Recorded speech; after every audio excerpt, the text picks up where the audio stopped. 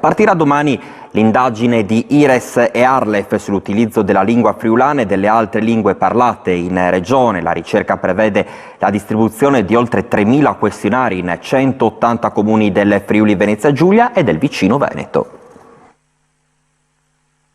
Partirà domani l'indagine sociolinguistica sull'utilizzo del friulano e delle altre lingue parlate in regione, e questa indagine è a cura dell'IRES. Tra l'altro un'indagine di queste dimensioni non si vedeva da tempo e quindi richiederà un grande sforzo. Ne parliamo con Marco Pascolini, che è vicepresidente dell'IRES del Friuli Venezia Giulia.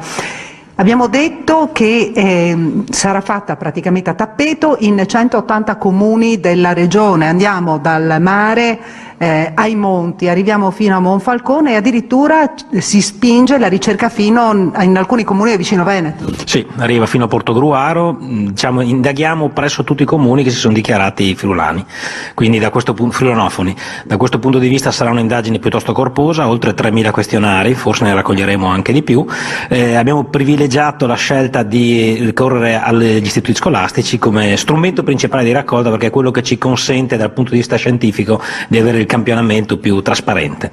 Quindi 70 gli istituti comprensivi coinvolti, praticamente delle scuole primarie e secondarie di primo grado? Sì, esattamente. Non tutti ancora ci hanno risposto, speriamo appunto che con un po' di campagna promozionale avremo la collaborazione di tutti, perché è lo strumento migliore per raccogliere in maniera appunto scientificamente corretta il dato. Ma quella che è la particolarità è il coinvolgimento praticamente dei ragazzi, degli allievi a scuola, che a loro volta portano a casa il questionario, lo portano i genitori e poi lo consegnano anche agli altri parenti. Esattamente. Il campionamento è sia per fasce d'età, perché è importante capire se i parlanti danno delle risposte di un certo tipo in base anche alla loro età, e al sesso naturalmente. Quindi dobbiamo avere una diffusione capillare ma al tempo stesso rappresentativa per quote di età e genere.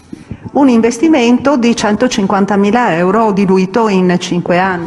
Sì, diciamo che questa è una delle attività che viene svolta all'interno del piano di generale di politica linguistica per il friulano. Quindi l'indagine sociolinguistica è la prima indagine quantitativa per andare a fotografare lo stato dell'arte, poi seguita negli anni da una serie di approfondimenti qualitativi in base anche ai risultati che otterremo da questa indagine. Con noi anche il direttore di Arlef, William Cisilino. Importante questo coinvolgimento anche per capire effettivamente come il friulano si rapporta con le altre lingue presenti nella nostra regione, quindi parliamo di sloveno, parliamo di lingua tedesca, parliamo però anche di dialetti. Sì, perché diciamo la nostra regione si caratterizza per avere una ricchezza linguistica veramente forte. Se guardiamo anche altre regioni d'Europa è difficile trovare una situazione di complessità come la nostra, dove ci sono peraltro non solo gli elementi romanzi con l'italiano, col friulano e con i dialetti veneti, ma c'è anche l'elemento germanico e l'elemento slavo con lo sloveno, no? Quindi è l'unico punto in Europa dove si crea questa situazione. Quindi nel momento in cui abbiamo deciso di andare a registrare qual è lo stato di salute del friulano, non potevamo far finta che non esistessero le altre lingue e gli altri dialetti, quindi penso sarà interessante anche per chi si occupa, i colleghi che si occupano anche degli altri idiomi, vedere quali saranno i risultati di questa ricerca. Anche per capire quella che potrebbe essere la programmazione sul territorio, no? Per la diffusione della lingua. Ma soprattutto perché diciamo noi, a differenza magari delle accademie o appunto degli istituti di ricerca, non facciamo questa ricerca per avere dei dati puramente scientifici, lo facciamo come una base per poter costruire le politiche linguistiche. Quindi come abbiamo fatto per il piano che adesso è diciamo così in vigore, vogliamo fare un approfondimento ulteriore per capire soprattutto ovviamente quali sono i punti di debolezza e andare ad investire lì le risorse, che ovviamente non sono infinite, anzi sono sempre limitate, no? Andare a investire lì per cercare di avere dei risultati.